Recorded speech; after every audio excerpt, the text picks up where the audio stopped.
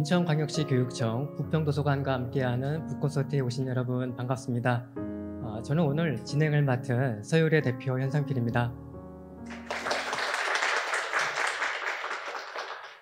오늘은 정여울 작가님과 함께 시작이 어려운 당신에게라는 주제로 글쓰기에 대해 궁금했던 이야기들을 나눌 예정인데요. 이야기 중간중간 서울밴드가 준비한 노래가 함께합니다. 그리고 오늘 공연은 온 오프라인으로 함께 동시에 진행되고 있는데요. 화면으로 보고 계시는 여러분들 채팅창에 인사와 질문 남겨주시면 틈틈이 저희가 소개해드리도록 하겠습니다. 자, 지금 제 옆에는 정여울 작가님 나와 계십니다. 작가님 안녕하세요. 안녕하세요. 반갑습니다. 네, 먼저 작가님 여기 계신 관객 여러분들 그리고 화면을 보고 계시는 독자 여러분들께 인사 좀 부탁드릴게요. 네, 안녕하세요. 정여울입니다. 오늘도 이렇게 오늘 또 비가 계속 왔는데 흐린 날씨에 여러분 고생 많이 하셨을 것 같아요. 오시는 분들도 고생하시고 또 날씨가 흐리면 괜히 좀 에너지가 좀 더 많이 필요한 것 같아요. 예, 그래서 더 많이 힘들게 오늘 하루를 버텨내신 여러분들께 수고했다고 고생하셨다고 말씀드리고 싶고요. 오늘 우리 함께하는 이 서울밴드와 함께하는 이 북콘서트가 여러분들에게 많은 위로가 되었으면 좋겠습니다. 반갑습니다. 네, 이번 여름에 작가님 신간이 2권이나 나왔어요. 먼저 축하드립니다. 네, 감사합니다. 네, 어떤 책인지 너무 많이 냈죠, 책을. 네. 어떤 책인지 잠깐 좀 소개 좀 부탁드릴까요? 예, 지금 이쪽에 보이는 책은 가장 좋은 것을 너에게 줄게라는 책인데 저 에세이집은 제가 그동안 팬데믹 시대를 살아오면서 에세이를 평소보다 더 많이 썼더라고요. 그러니까 에세이 청탁이 더 많이 들어왔던 것 같아요. 물론 원래 저의 직업 자체가 작가이긴 하지만 어떤 그 힘든 상황에서 사람들에게 위안이 될 수 있는 또 깨달음을 줄 수 있는 그런 글을 부탁한다는 이야기를 정말 많이 들었거든요. 그래서 그걸 모으니까 벌써 한 권 적어도 많이 뺀 거예요. 저도 많이 뺀 건데 정말로 많은 원고를 청탁받았는데 그게 대부분 지금 우리 독자들에게 뭔가 응원이 되는 그런 글을 써달라는 부탁이었어요. 그래서 그 부탁에 대한 저의 대답이고 이 책의 어떤 그 가장 좋은 것을 너에게 줄게라는 책의 전체적인 주제 자체가 환대예요. 예. 환대는 친절이나 어떤 그 서비스업에서 하는 그런 친절과는 다르게 그리고 초대와는 다르게 초대는 리스트가 있잖아요. 누구는 와도 되고 누구는 오면 안 되고 이런 구분이 있거든요. 그런데 초대는 내가 적극적으로 나의 의도에 맞게 누군가를 부르는 것이죠.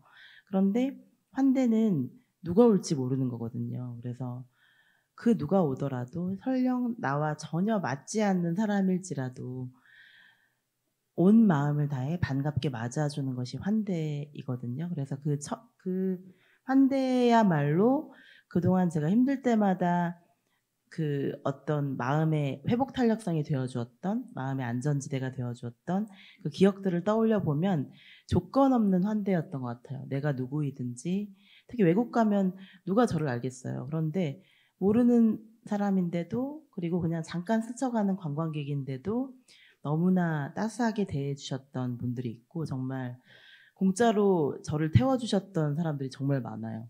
예. 그래서 저는 한국에서는 절대 히치하이킹을 하지 않는데 외국에 가면 제가 히치하이킹을 하려고 하지 않았는데도 예, 저를 태워주신 분들이 정말 많았어요. 예. 다 남자였는데 다 친절하고 다 아무 일 없었어요. 예. 그러니까 이거를 얘기를 하면 어떤 분들은 어떻게 그럴 수가 있냐. 정여울 작가님이 억세게 운이 좋아서 그런 거다. 만약에 나쁜 일이 일어났으면 어쩔 뻔했냐 하면서 막 혼내시는 분도 있어요. 그런데 정말로 환대였거든요. 그건 알거든요. 우리가 본능적으로 아는데 그런 환대의 수많은 기억들이 모여서 지금의 저의 따스함, 다정함 이런 것을 만들어낸 거더라고요. 그리고 그 에너지로 제가 글을 쓰고 있는 거더라고요. 그래서 그 환대라는 것이 얼마나 소중한 것인지에 대한 이야기고 이 책을 쓰게 해준 어떤 문장이 있었어요. 그게 뭐냐면 이 책의 표지에도 표지 이제 딱 벗겨보면 분홍색 저걸 이제 박을 입힌다고 하는데요. 앞에 것은 그냥 인쇄인데 이 분홍색 속지에 들어있는 것은 박을 입히는 가공을 또 하는 거거든요. 근데 그 안에 들어있는 말이 친절하라. 당신이 오늘 만난 사람이 당신에게 아무리 불편하게 했다 하더라도 그 사람 또한 엄청난 전쟁을 치렀을 거라는 거예요. 그 문장과 또 하나는 셰익스피어 앤 컴퍼니라는 그 파리의 서점 있잖아요. 비포어 선셋에 나오는 그 영화에서 그 서점에 이런 말이 있었어요. 낯선 사람을 박대하지 말라. 낯선 사람을 박대하지 말라. 그는 변장한 천사일지도 모르니. 그 문장이 이 책 전체를 흐르는 그 두 문장이 이 책 전체를 흐르고 있는 어떤 환대와 우정과 연대와 또 어떤 커플 간의 사랑을 넘어 모든 사람들에 대한 내가 정말 싫어하는 사람도 환대해야 된다는 의미거든요. 그래서 싫더라도 날 힘들게 하더라도 그럼에도 불구하고 환대하는 것은 왜 우리에게 소중한지에 대한 이야기라고 할 수 있습니다. 제가 또 너무 길게 소개를 했네요. 그리고 두 번째 책은 나의 어린 왕자라는 책인데요. 아마 이 책은 아직 보신 분들이 별로 없을 거예요. 그저께 나왔거든요. 그저께 나왔는데 이 책은 저에게 어린 왕자가 어떤 의미인지에 대한 책이에요. 그래서 내면 아이와의 만남이라는 주제로 내면 아이는 우리 안에 아직 자라지 않는 부분이거든요. 그런데 그 내면 아이와의 대화를 통해서 어린 왕자를 저만의 어린 왕자를 새로 쓴 거예요. 그래서 제 안에도 땡땡츠페리의 어린 왕자처럼 그렇게 해맑고 순수하고 한없이 따스하고 사랑스러운 또 하나의 내가 지금은 별로 사랑스럽지 않겠지만 아주 어린 시절에는 한때 사랑스러웠던 나 자신, 상처 입었지만 그래도 포기하지 않았던 나 자신의 그 내면 아이와의 만남에 대한 기록입니다. 그래서 저와 어린 시절의 저 또 하나의 여울 사이에 그 대화인데 그래서 헷갈리실까봐 이름을 정했어요. 내면 아이의 이름을 불러주었는데 이게 조이고요. 예, 조이라는 이름은 기쁨, 예, 밝음 이런 의미에서 조이라고 내면 아이의 이름을 짓고 또 루나는 지금 저 자신. 루나는 제가 되게 좋아하는 이름이긴 한데 조이에 비해서는 조금 약간 어두운 느낌, 예, 슬픈 느낌, 달을 의미하는 거잖아요. 예, 달빛 이런 느낌이잖아요. 그래서 그런 루나와 성인자와 내면 아이와의 만남, 그 대화록이라는 점에서 아마 제가 쓴 책 중에서 가장 쉬울 거예요. 제가 아무리 쉽게 써도 선생님은 너무 어려워요라고, 선생님도 너무 어려워하고 이렇게 입이 많이 나오신 독자들도 있는데요. 이 책은 정말 예, 제 조카도 읽을 수 있을 정도로 쉽게 썼습니다. 네. 그래서 내면 아이와의 만남이라는 주제로 나의 어린 왕자를 썼어요. 그래서 그러다 보니까 여름이 훅 가버렸네요. 예. 그동안 사실 매해 쉬지 않고 책을 계속 내셨잖아요. 굉장히 저는 이제 한 권 내고 앞으로 언제 또 써야 될지 모를까 싶을 정도로 굉장히 많이 지쳐 있는 걸 경험했거든요. 본업이 음악이시잖아요. 아, 저는 문예 창작을 전공했습니다. 아, 예, 예. 예. 음악은 저희 집 밴드가. 그렇군요. 근데 그 작가님을 보면 정말 굉장히 부럽더라고요. 그 네. 지속적인 생산력의 원동력이 어디에 있는 건지 네. 그 말씀을 좀 여쭤보고 싶어요. 지속적인 창작력이 그게 뭔가 곳간에다 곡식을 쌓아둔 것처럼 이렇게 고정된 게 있는 것이 아니고요. 글을 써보셨으니까 당연히 아실 것 같은데 재능도 고정된 것이 아니고 열정도 고정된 것이 아니고 그리고 정말로 노력이라는 것이 참 어떻게 보면 힘 빠지는 대답일 수도 있는데 그것밖에 저는 길이 없었던 것 같아요. 예. 왜냐하면 저는 제가 별로 재능이 뛰어나다고 생각을 안 했고 그리고 물론 저도 모르는 저의 재능은 있을 수도 있을 것 같아요. 왜냐하면 제가 아무리 설명을 해드려도 글쓰기 수업도 많이 하잖아요. 글쓰기 수업에서 아무리 설명을 해드려도 그런데 선생님의 그 문장은 도대체 어디서 나오는 거냐 그 비결을 알려주시면 안 되냐 하는데 그게 어디서 나오는지는 저도 모르겠어요. 그러니까 그게 어쩌면 재능일 수도 있어요. 제가 모르는 어떤 부분에서 무의식적인 습관일 수도 있고.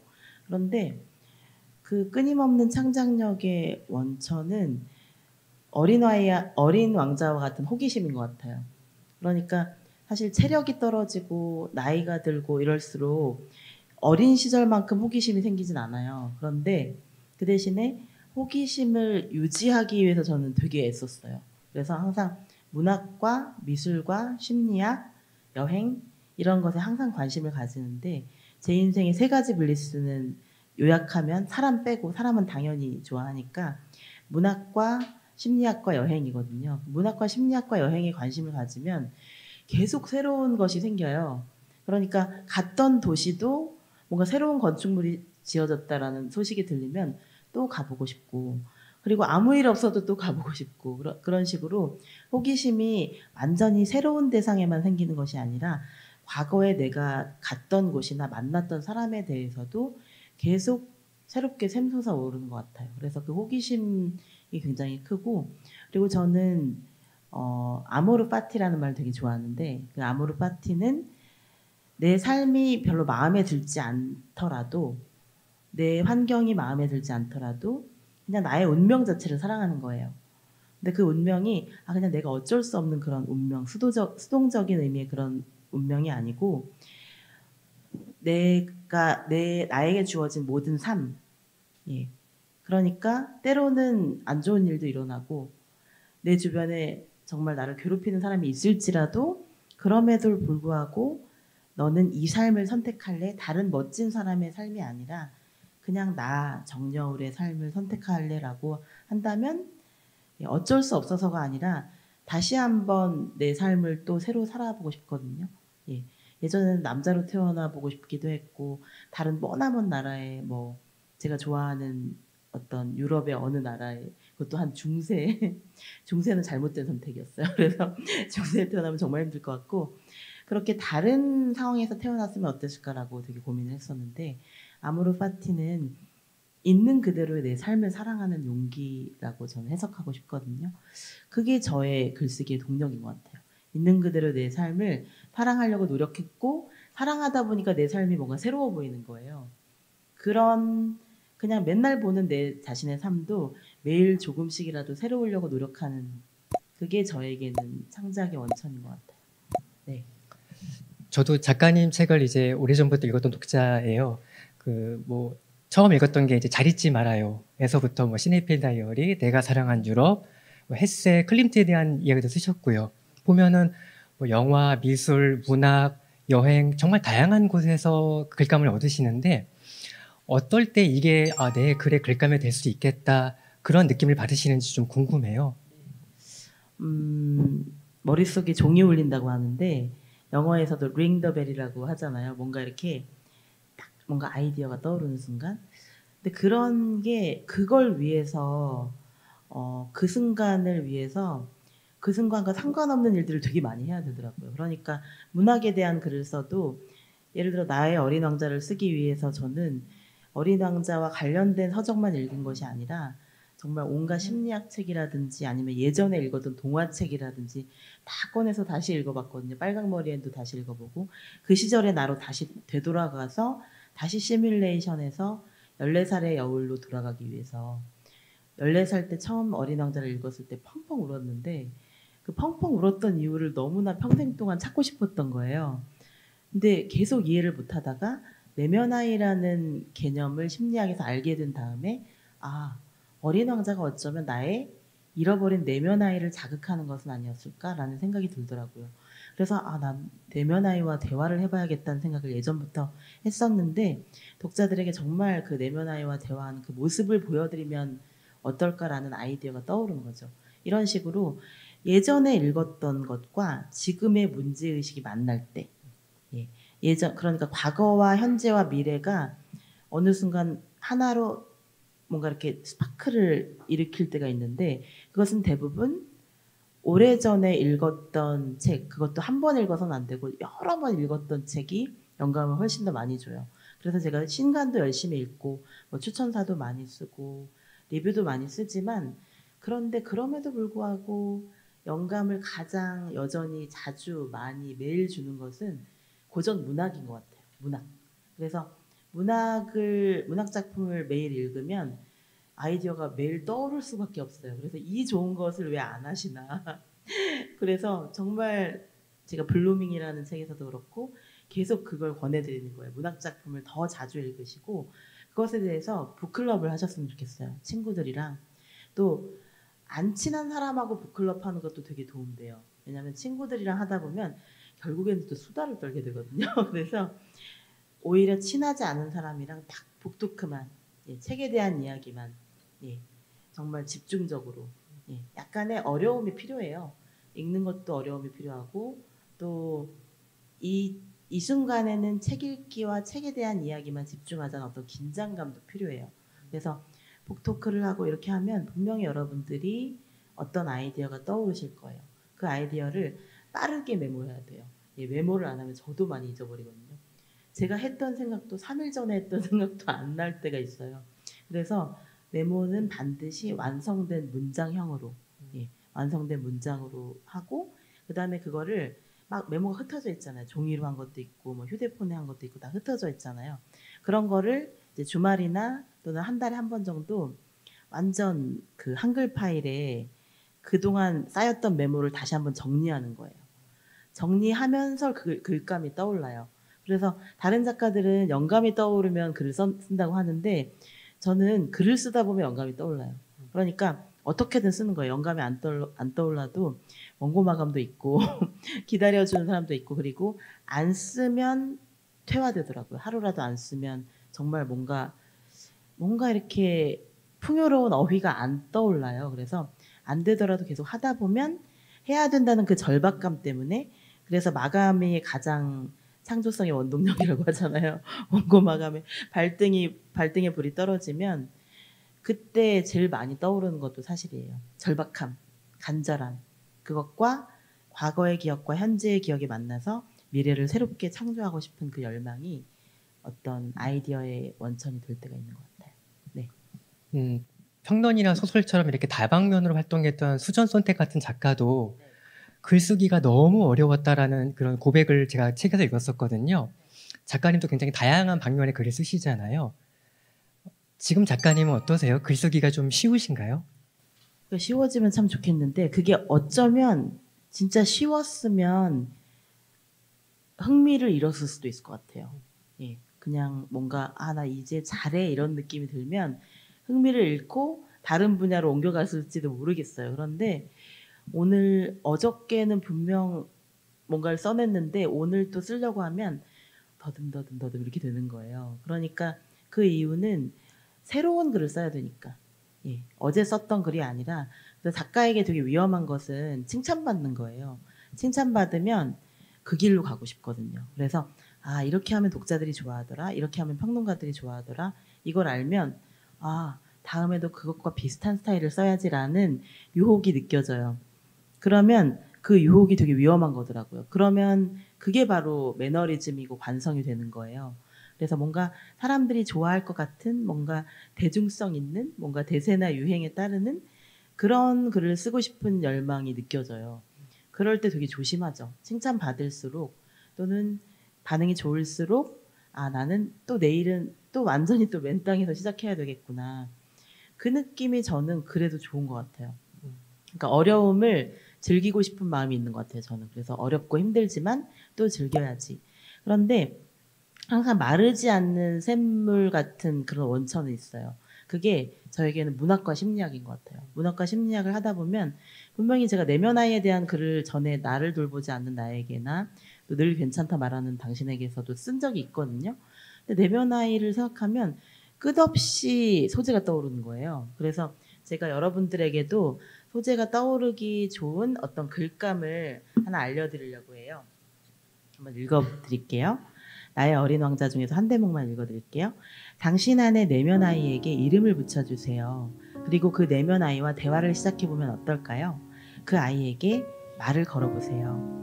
아직 충분한 보살핌을 받지 못한 우리 안의 내면 아이는 아직도 우리 마음속 어딘가에서 남몰래 울고 있습니다. 당신 안에는 햇빛 아이와 그림자 아이가 있습니다. 그림자 아이는 어린 시절의 상처 때문에 울고 있고, 햇빛 아이는 우리 안에 미처 날개를 펴지 못한 눈부신 잠재력을 가지고 있지요. 햇빛 아이와 그림자 아이는 본래 하나였습니다.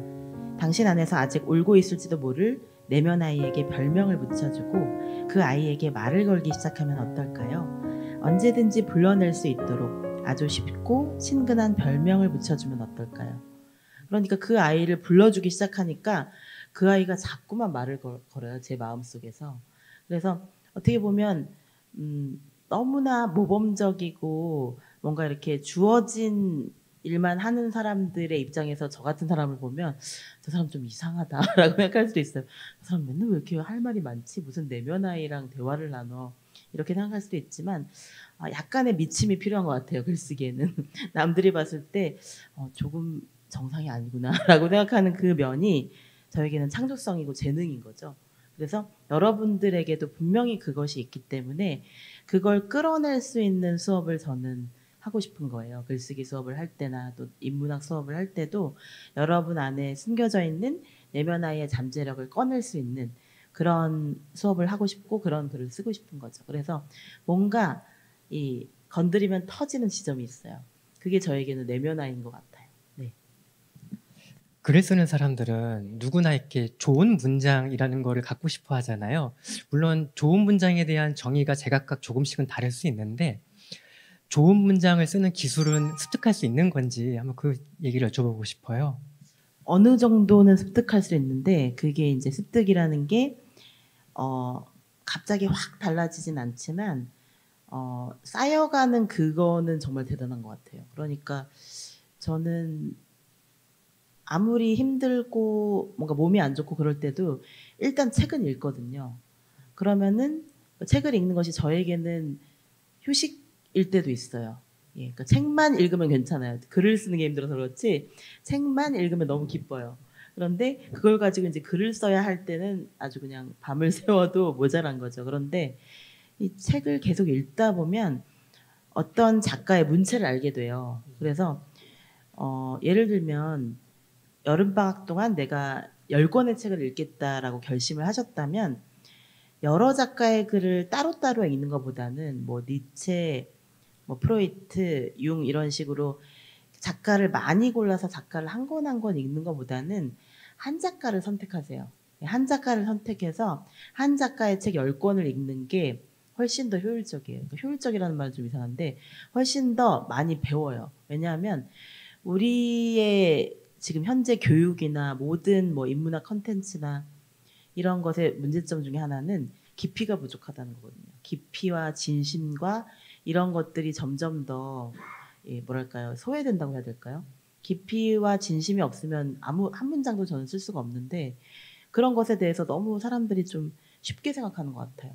그런데 그게 되게 저는 가슴이 아프거든요. 저처럼 진지하고 심각하고 내성적이고 이런 사람들의 살자리가 점점 좁아지는 것 같아서 걱정스럽지만 그럼에도 불구하고 저에게 끊임없이 영감을 주고 아이디어를 주는 것은 항상 읽고 예를 들어 올 여름에는 김훈 작가님의 책을 많이 읽었는데 예전에 읽었던 것을 다시 읽어보는 거예요. 그래서 저만치 혼자서라는 단편집이 너무 좋아서 예전에 읽었던 뭐 카레 노래부터 다시 읽기 시작했어요. 카레 노래 뭐 또 화장 뭐 여러 작품들을 다시 읽어보게 됐는데 강산무진 다 이제서야 뭔가 김훈 작가님의 어떤 역사라고 할까요? 김훈 선생님의 문장의 역사라는 것이 이제는 좀 머릿속에 그려져요. 여러 번 읽으니까. 예. 한동안 못 읽었던 적도 있었는데 이제는 김훈 작가님의 책을 읽으면 선생님의 생각은 어디서 왔구나.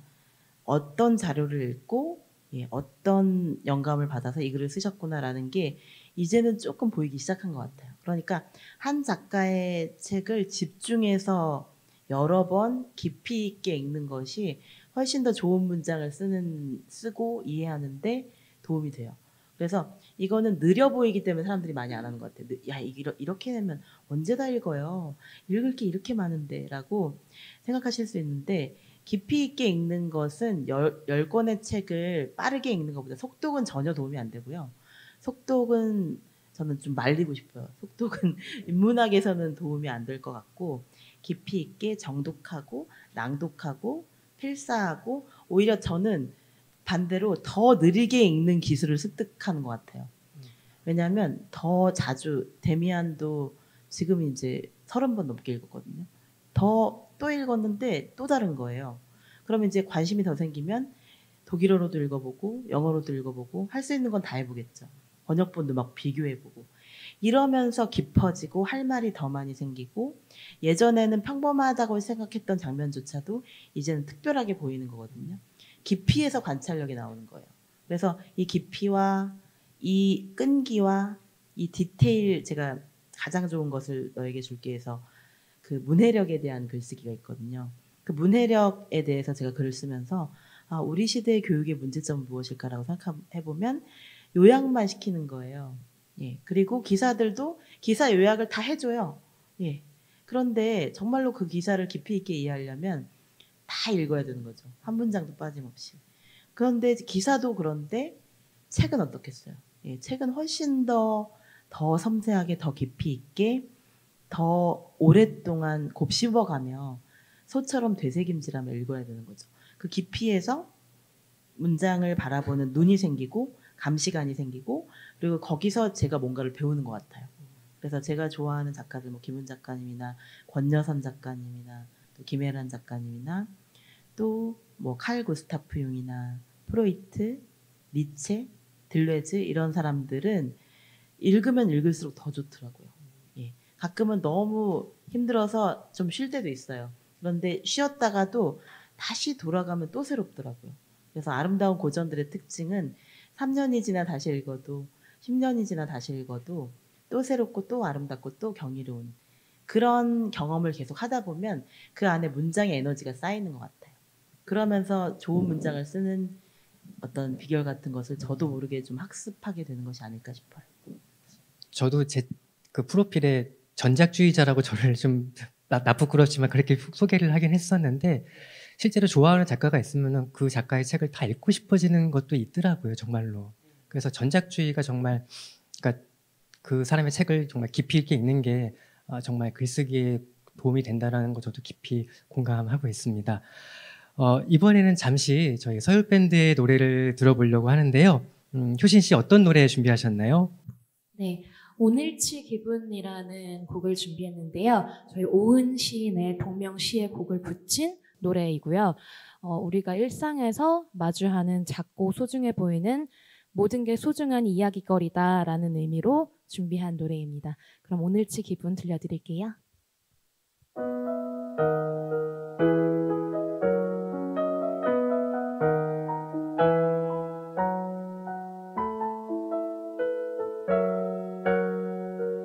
햇볕이 따갑다고 해도 좋다.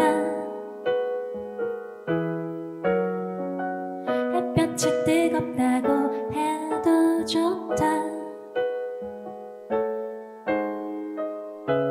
온몸으로 햇빛을 보았다. 바람이 포근하다고 말해도 좋다. 바람이 부드럽다고 말해도 좋다. 온 마음으로 공기를 마셨다. 오늘치 기운이 생겼다. 오늘치 기분이 생겼다. 생긴다는 건 없던 것을 가지게 된다는 것. 당분간 내 것이 하나는 다는 것.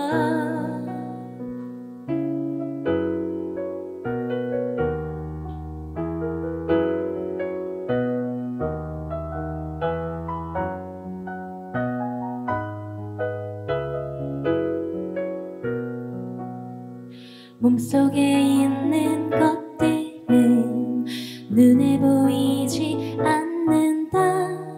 걷지 않아도 움직이는 있다는 것만 안다. 깃털을 보았다. 떨고 있는 깃털을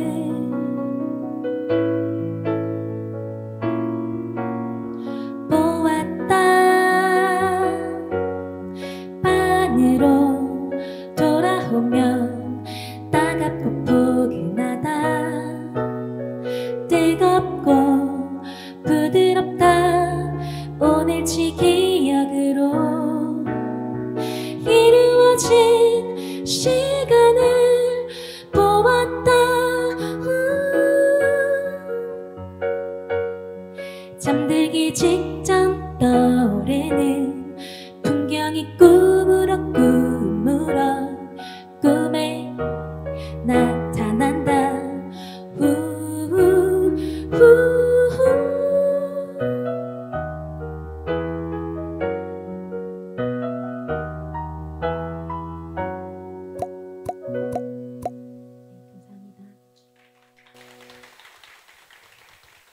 이번 순서에는 우리가 글을 쓰면서 마주하는 문제들에 대해서 한번 얘기를 해보려고 하는데, 작가님은 이렇게 책에서 그런 이야기들을 많이 하셨어요. 글쓰기가 우리의 상처나 그런 것들을 치유하는 데 큰 도움을 줄 수 있다. 어떻게 해서 그 글쓰기가 우리의 삶을 치유할 수 있는 건지 한번 듣고 싶어요. 네. 물론 이게 한 번에 확 되지는 않고요. 그런 게 있는 것 같아요. 예전에는 상처 없는 사람들이 좀 부러웠거든요. 그러니까 상처가 아예 없진 않겠지만 이 상처가 적어 보이는 사람들, 또 유복하게 컸다고 하죠. 구김살 없다고 하잖아요. 예, 구김살 없는 사람들이 되게 부러웠었어요. 그리고 또 차분한 사람들도 부럽고, 저는 되게 차분하지 못하고 막 덜렁대고 실수도 많이 하고 절망도 많이 하고, 예, 그리고 감정의 기복이 너무 심한 게 저는 그게 아주 큰 단점이라고 생각했어요. 그렇게 배웠고 또 많이 혼도 났고 어른들한테. 그런데 심리학을 공부하고 문학을 공부하고 그리고 그걸 글로 써보니까 제가 이제 심리학 3부작이라고 부르는데, 늘 괜찮다 말하는 당신에게랑 상처조차 아름다운 당신에게, 또 나를 돌보지 않는 나에게, 이게 다 어떻게 보면 일단은 나 자신을 치유하기 위한 몸부림이었거든요. 그런데 그 책들의 공통점이 뭐냐면 1일 1페이지도 포함이 되겠네요. 1일 1페이지까지 합치면 4부작이 되는 건데, 이 1일 1페이지 세상에서 가장 짧은 심리수업 365를 쓰면서도 많이 느꼈는데, 매일매일 나의 컴플렉스와 트라우마와 대면하려고 노력했던 것 같아요. 그게 매일 대면한다는 게 쉽진 않거든요. 그러면 선생님 그렇게 하면 매일 우울하지 않을까요? 라고 질문하실 수도 있는데, 오히려 매일매일 내 상처를 들여다보면 그게 덜 힘들더라고요. 예, 그게 예전처럼 막 괴물처럼 무서운 것이 아니라, 아, 상처가 어제보다는 좀 옅어진 것 같은데, 10년 전보다는 훨씬 더 괜찮아진 것 같은데, 이것도 보이더라고요. 그래서 우리 자신의 모습을, 우리는 너무 현대인은 뭔가 자신의 멋진 모습을 남들에게 보여주고 싶은 마음이 너무 강해서 페르소나가 막 정말 공작새처럼 화려해지고, 인스타나 페이스북 가보면 사람들 다 멋지게 살고 있는 것 같잖아요. 그런데 알고 보면 다 마음속에 힘든 것이 있잖아요. 그러니까 그런 남에게 보여주기 위한 어떤 잠깐의 홍보적인 이미지가 아니라 진짜로 나 자신을 돌보는 법은 오히려 상처를 대면하면서 생기는 그 용기에서 창조성도 나왔고, 그리고 제일 좋았던 거는 제가 그런 얘기를 하면 나를 돌보지 않는 나에게나 뭐 늘 괜찮다 말하는 당신에게에서 저희 어렸을 때 뭐 왕따를 당했던 기억이라든지 아니면 차별받았던 기억, 그리고 소외감을 느꼈던 기억, 친구에게 배신당했던 그런 기억들, 누구나 이런 게 조금씩은 있거든요. 많은 사람도 있고. 그런데 그게 상처라는 것이 글쓰기에서는요 재료가 돼요. 예, 잔인한 말처럼 들릴 수도 있어요. 그런데 그 재료가 뭔가 그 경제적인 재료가 아니라 내가 나를 바라보기 위한 어떤 투명한 거울 같은 것이 되더라고요. 그래서 그 상처로부터 나는 어떻게 극복하고 있는 것인지, 아니면 아직도 극복 못하고 있는 것인지, 그걸 바라보면서 이야기할 거리가 생겨요. 예. 그리고 상처를 통해서 더 나아지는 사람들이 있는데 그걸 상처 이후의 성장이라고 하거든요. 포스트 트라우마틱 그로스라고 하는데 상처 이후에 더 성장하는 사람이 있다는 게 저에게는 너무 희망이 됐어요. 그리고 또 융심리학 공부하시는 분들이 자주 이야기하는 개념 중에 하나가 상처 입은 치유자라는 개념. 그게 저에게 약간 롤모델이 됐어요. 예, 상처 입은 치유자가 될 수 있구나. 왜냐하면 완벽한 치유자는 오히려 사람들이 말을 걸기 어려울 수 있거든요. 그래서 너무나 잘 사는 것 같고 아무 문제 없어 보이고 환경도 좋아 보이고 이러면 사람들이 오히려 어렵게 생각할 수도 있어요. 그런데 저처럼 상처도 많이 받고 지금도 상처 잘 받고 몇 달 전에도 또 배신당한 적이 있어요. 제가 만약에 이렇게 저는 그렇게 생각했어요. 심리학을 열심히 공부하면 상처를 덜 받지 않을까? 예, 안 받지 않을까라고 생각했는데 그 성격 자체가 완전히 변하진 않더라고요. 그리고 사람을 너무 좋아하기 때문에 배신당하기 딱 좋은 구조예요. 저는 근데 사람을 좋아하기 때문에 생기는 어떤 필연적인 상처가 있는 것 같아요. 기대가 큰 거죠. 그리고 그 사람이 나에게 잘해주기를 어렸을 때는 바랐는데 지금은 그 사람이 잘 되기를 바라는 마음이 더 커진 것 같아요. 다행히도. 그래서 배신을 당해도 내가 상처를 받아도 예전보다 더 빨리 낫게 된 것 같아요. 그게 제가 글쓰기와 심리학과 문학 공부를 통해서 예전보다 훨씬 더 나아진 제 안의 회복 탄력성, 자기 치유력 이런 것이 아닐까 싶어요. 그래서 글쓰기가 가장 좋은 것은 일단 제가 막 기쁘고 좋은 이야기를 하면 그렇게 글이 재밌진 않은 것 같아요. 오히려 왜 그런 톨스토이 작품에도 보면 그런 얘기가 있잖아요. 행복은 다 비슷비슷한데 불행은 천차만별의 얼굴을 지니고 있다고. 안나 카레니나 첫 문장이잖아요. 그런 것처럼 글쓰기도 제가 아픈 얘기를 할수록 독자들은 더 좋아해 주시더라고요. 그러니까 그게 처음에는 되게 그것도 좀 잔인하게 느껴졌는데 왜 독자들은 내가 아프다고 할 때 더 열심히 읽어주는 걸까라고 생각했는데 그게 아닌 거죠. 왜냐하면 우리는 상처를 통해서 연결되는 존재더라고요. 예, 상처라는 미디어를 통해서 이런 컴퓨터만 미디어가 아닌 거죠. 컴퓨터나 자동차나 이런 것만 미디어가 아니라 우리 마음속의 상처도 또 하나의 보이지 않는 미디어가 돼서 우리를 서로 연결시키고 소통시켜주는 그런 역할을 할 수 있다고 생각해요. 예, 그게 글쓰기의 좋은 점인 것 같아요. 상처를 고백하는 글쓰기를 통해서 다른 사람과 내가 연결되어 있구나. 정여울 선생님 나랑 상처가 되게 비슷하네? 라고 느끼게 만드는 것. 그게 글쓰기의 힘이죠. 네. 조금 전에 그 상처가 재료가 될 수 있다는 말씀해 주셨고요. 상처를 통해서 연결된다는 말씀하셨는데 사실 처음에 자기 안에 상처나 어떤 슬픔이나 트라우마를 마주하는 것 자체에 거부 반응이라고 할까요? 그러니까 방어 기제를 이렇게 발휘되는 경우들이 있잖아요. 그런 경우도 좀 종종 보시지 않았을까 싶어요. 많죠. 예. 어제도 있었는데요. 예, 그래서 자주 겪는 일인데 그게 또 상처의 본질이기도 해요.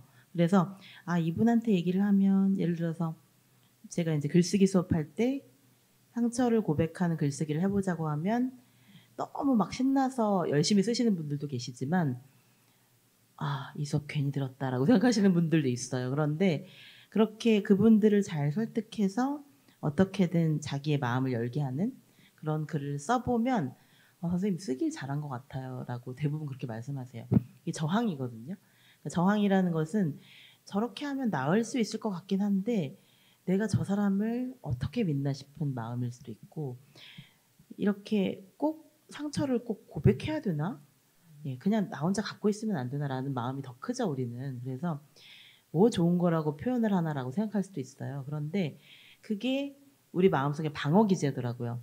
왜냐하면 이게 가만히 시간이 지나면 나아지면 얼마나 좋겠어요. 그럼 저도 글 안 썼을 거예요.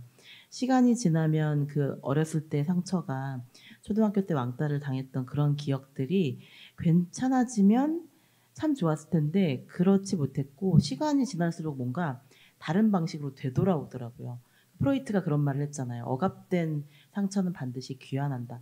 억압된 욕망은 반드시 또 다른 모습으로 되돌아온다는 거예요. 그런데 그 되돌아오는 모습이 아름답게 하는 방법이라고 생각해요. 글쓰기는. 그러니까 되돌아왔을 때 그 상처를 제대로 치유하지 못한 사람들은 억압된 상처가 또는 억압된 욕망이 예전보다 안 좋은 방식으로 돌아올 수 있거든요. 예를 들어 어린 시절에 막 아버지가 술을 많이 마시고 가족들을 때리는 모습을 본 사람이 나는 커서 절대로 그렇게 안 돼야지라고 생각했는데 자신도 모르게 아버지와 똑같은 사람이 되어 있는 경우가 정말 많거든요. 그게 그 사람은 상처를 치유하는 법을 배우지 못했기 때문에, 상처를 승화시키는 방법을 배우지 못했기 때문에 또 술로 또 비슷한 방법으로 모방을, 자신도 모르게 모방을 하게 되는 경우들이 꽤 있어요. 그래서 트라우마는 유전된다는 말도 많이 하거든요. 그래서 트라우마가 유전되지 않도록 그 트라우마의 유전 사슬을 끊어버리기 위해서 우리는 적극적으로 내 상처를 치유하는 글쓰기를 할 수 있고 하면 정말로 효과가 있다고 여러분들에게 말씀드리고 싶어요. 예. 도봉구 꿀주먹님이 이름 아이들 굉장히 강인해 보이는데 상처도 익숙함이 생기나요? 라고 질문 남겨주셨어요. 그런 건 있죠. 그러니까 1차 트라우마와 2차 트라우마를 구분하는 게 좋더라고요. 그래서 1차 트라우마는 우리가 못 막아요. 왜냐하면 어디서 날아올지 모르기 때문에. 그러니까 그리고 어떤 사람은, 저 같은 경우가 그런데 다른 사람은 상처 안 받는데 나만 상처받을 때가 있어요. 똑같은 말을 들어도 선생님이 어떤 말을 하면 나 혼자 상처받았을 때가 있거든요. 그게 나의 예민함 때문일 수도 있고 아니면 그 전에 받았던 수많은 상처들이 쌓여서 그 말이 본의 아니게 또 하나의 상처가 될 수도 있어요. 그 사람이 상처를 주려고 안 해도. 예. 그러니까 상처는 그렇게 복잡한 거거든요. 사람마다 다 다르고, 그리고 아무리 괜찮으려고 노력해도 나의 의도와 상관없이 누군가를 상처 줄 수도 있어요. 그러니까 그런 상황에서 익숙해진다기보다는 1차 트라우마와 2차 트라우마를 구분해서 1차 트라우마는 못 막았으니까 2차 트라우마는 막아야겠다고 결심을 해야 되겠더라고요. 그래야 반복을 막을 수 있는 거예요. 그래서 예를 들어 이런 뭐 어떤 그 습관적인 표현을 하는 사람들이 있거든요. 그래서 뭐 친구들끼리는, 아주 친한 친구나 가족들끼리는 에이 바보야 막 이렇게 놀릴 때도 있잖아요. 그런데 바보라는 말에 트라우마가 있는 사람이 있을 수 있어요. 저 실제로 본 적 있거든요. 그래서 바보라는 말만 하면 찡그리고 화내고 이러시는 분이 있었어요.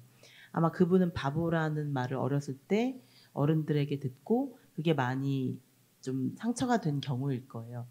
그 사람 앞에서는 그 말을 하지 말아야 되는 거죠. 그런데 그 사람 앞에서 제가 그 말을 하지 말아야겠다고 마음먹은 이유가 그 사람이 그걸 표현해서였어요.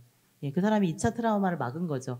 아, 네가 농담인 건 아는데, 저는 이제 저 자신에게도 나 왜 이렇게 바보 같지 그냥 이렇게 말을 하거든요. 그런데 그 모습도 싫다는 거예요.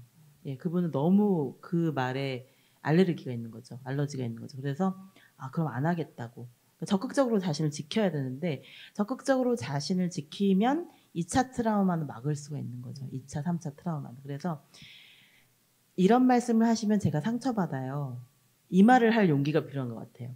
상처에 익숙해지지 않기 위해서. 익숙해지는 것도 좋은 건 아니거든요. 익숙해지면 그냥 상처를 무덤덤하게 바라보게 되는데 그러면 치유가 안 돼요. 그냥 화석처럼 굳어버려요. 그러니까 익숙해지는 것은 결코 좋은 상황이 아니기 때문에 1차 트라우마는 못 막았지만 2차 트라우마는 꼭 내가 내 힘으로 막아야겠다는 생각으로 적극적으로 어필을 하세요. 그런 말씀 하시면 저는 좀 마음이 안 좋다고. 예. 아무리 저는 막 나이 많은 출판사 사장님한테도 다 얘기해요. 예. 그래서 다시는 안 보는 경우는 없었어요. 대부분 이해해 주셨어요. 예. 그게 정말 신기한 거였어요. 이렇게 얘기하면 어르신들은 화를 내지 않을까라고 우리는 지레짐작을 하잖아요. 그런데 아니었어요. 미안하다고. 대부분 미안하다고 하세요. 그러니까 생각보다 우리가 생각하는 것보다 사람들은 훨씬 더 배려심도 있고 존중하는 사람들도 많아요. 그런데 우리가 우리 자신을 충분히 못 지키고 있었던 것은 아닐까. 그리고 그 말을 하는 게 너무 힘들어서 이렇게 하시면 그 말씀은 좀 불편해요. 이 말을 못해서 불편함이 계속 2차, 3차 트라우마가 계속 재생산이 된 거죠. 그래서 다음 트라우마를 막을 수 있는 용기를 여러분들이 꼭 가지셨으면 좋겠습니다. 예. 아마 여기 계신 분들도 그렇고 저도 처음 듣는 이야기였어요. 트라우마가 1차, 2차, 3차가 있다는 거 굉장히 유용한 이야기인 것 같고요. 댓글 하나만 더 읽어드릴게요. 이건 약간 용기에 대한 이야기 같은데 최복임님이십니다. 작가님, 상처는 안정적인 관계에서만 드러내는 것이 저는 편한데요. 이런 태도도 괜찮은 거죠? 라고 물어보셨어요. 네. 그 안정적인 관계가 아마 친한 관계, 좀 편안한 관계를 말씀하실 수도 있는데 또 그런 것도 있어요. 괜찮다고 확실히 말씀을 못 드리겠는 게 어떤 사람은 끊임없이 듣기만 하는 사람이 있거든요. 저도 그랬어요. 제가 어떤 친구랑 완전히 헤어지게 된 이유가 그 친구는 아마 아직도 모를 거예요. 예. 고등학교 때 친구인데 그 친구는 자기 말만 하는 거예요. 자기가 힘든 얘기만 하고 제 말은 안 들어주는 거예요. 물어보지도 않아요. 예, 그냥 자기 말을 실컷 털어놓고 여울아 너는 참 내 이야기를 잘 들어주는구나. 그래서 난 네가 좋아. 그러고 가버려요. 그러니까 저한테 엄청나게 막 사연을 막 쭉쭉 해가지고 난 이래서 억울했어, 이래서 힘들어라고 막 자기 얘기만 실컷 하고 그 친구는 저를 편안하게 여기는데 저는 그 친구가 안 편한 거예요. 그리고 밤 12시가 넘어서도 전화를 했어요. 그때는 저한테 휴대폰이 없었는데 저희 집 전화로 엄마 아빠 다 받는 집 전화로 밤 12시가 넘어서 전화를 하는 그런 친구였어요. 그러니까 친구라기보다는 진짜 침입자 같더라고요. 예, 그런데 이런 경우가 꽤 많아요. 이런 저 같은 성격을 가리키는 말도 있더라고요. 그래서 empath라고, 예, EMPATH라고 해서 과도하게 공감하는 사람이라는 거예요. 그런데 정작 자기 자신의 편은 못 들 수가 있어요. 자기를 못 지켜요. 그렇게만 하다가는. 그래서 이제 남들이 볼 때는 쟤 착하다. 남의 얘기 잘 들어주네라고 겉으로 보이기에는 그러는데 속으로는 그 사람의 마음은 썩어 들어갈 수가 있어요. 정말 썩어 문드러질 수가 있거든요. 그게 왜냐면 일방적인 관계니까. 예. 그래서 한 사람한테 이걸 다 투여해버리면 안 돼요. 상처를 그 사람에게 다 얘기해버리면 그 사람도 너무 피곤하거든요.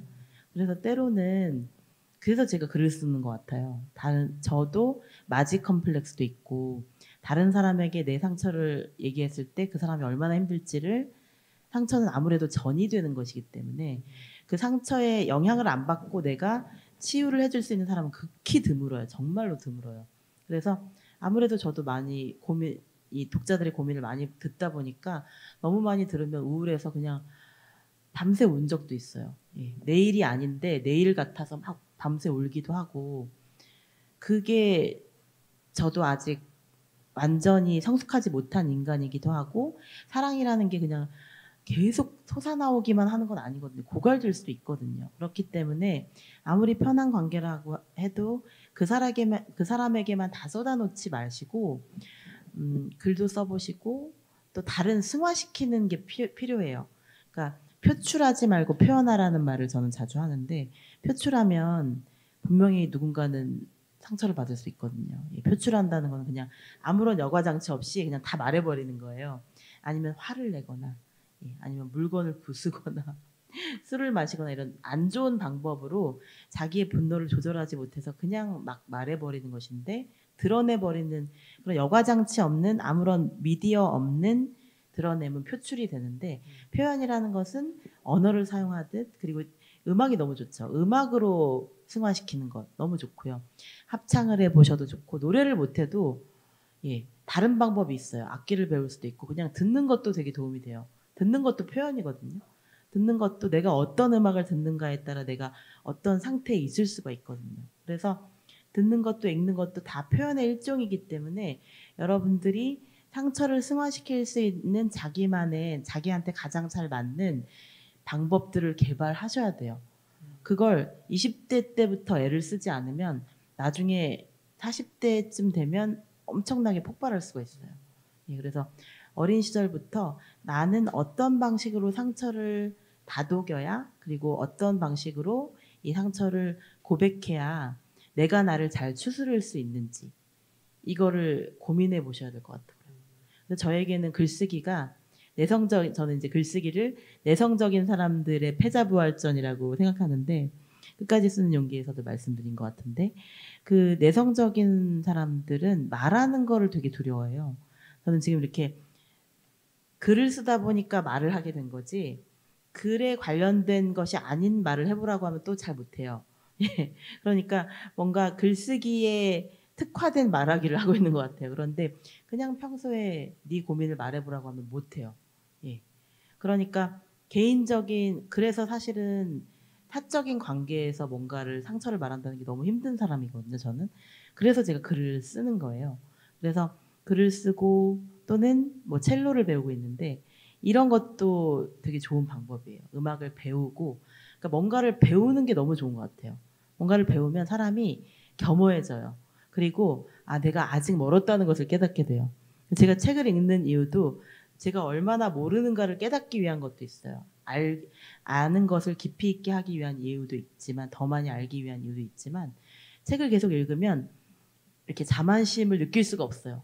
내가 이것도 모르는구나. 예전에 알았다고 생각했는데 사실은 제대로 이해를 못한 거구나라고 다시 읽을 때 느끼기도 하거든요. 그러면서 끊임없이 내 상처를 뭔가 좀 상대화시켜서 자기 객관화라고 하잖아요. 자기 객관화를 해서 내 상처를 마치 남의 시선처럼 바라보는 그런 눈이 생기는 것 같아요. 그래서 제가 한 질문에 너무 집중해서 많이 대답을 해드렸는데, 너무 친한 사람들한테 다 털어놓는 것도 때로는 그 사람에게는 힘들 수도 있기 때문에 다른 방식도 개발해 보셨으면 좋겠어요. 그런데 저는 글쓰기나 음악이나 미술이나 이런 예술적인 부분을 추천해드리고 싶어요. 예. 표현하고 승화시키는 그런 연습을 하셨으면 좋겠습니다. 네, 이번에는 잠시 서울밴드의 노래 들어볼 건데요. 노래 듣고 나서 이어서는 여러분들의 댓글 질문과 저희 준비한 질문들을 같이 좀 나누도록 할게요. 효신 씨 어떤 노래 들어볼까요? 네, 이번에는 정호승 시인님의 시에 곡을 붙인 노래인데요. 우리 삶을 길에 비유하는데 자기 이야기를 쓴다는 건 단어와 문장으로 하나하나 길을 내는 거라고 할 수 있을 것 같아요. 그래서 정호승 시인님의 봄길이라는 곡 들려드리겠습니다.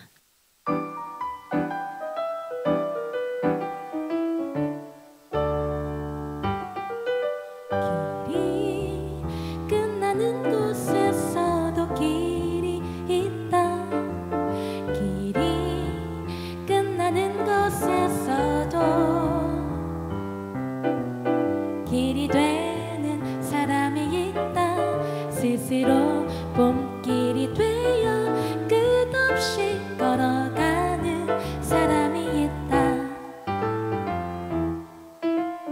강물은 흐르다가 멈추고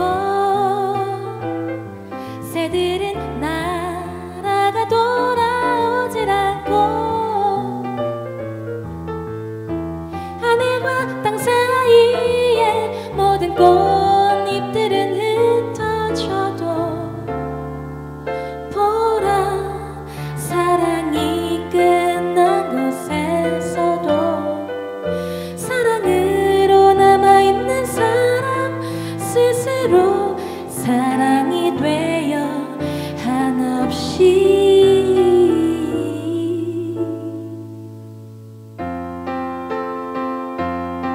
봄길을 걸어 가고 있는 사람이 있다.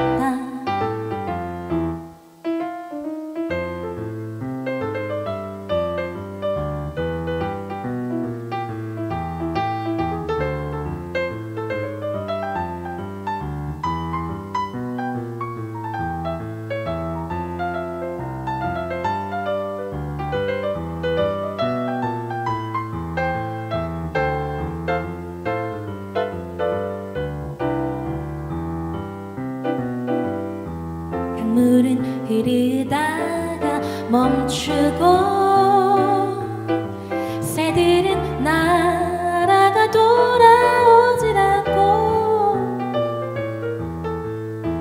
하늘과 땅 사이에 모든 꽃잎들은 흩어져도 보라 사랑이 끝난 곳에서도 사랑으로 남아있는 사람 스스로 사랑이 되어 한없이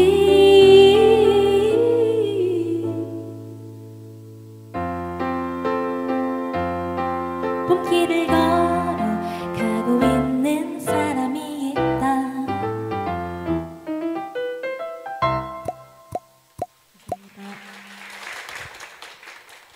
네, 계속 이제 이야기를 이어가려고 하는데요.